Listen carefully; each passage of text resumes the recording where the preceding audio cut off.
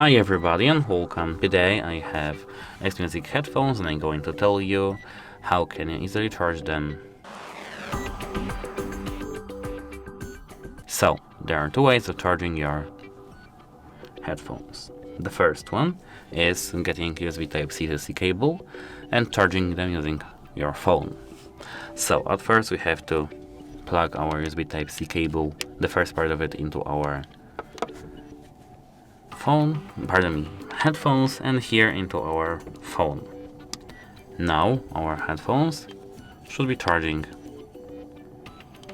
and apart from that we can just charge them using a USB Type-C charger with a power adapter.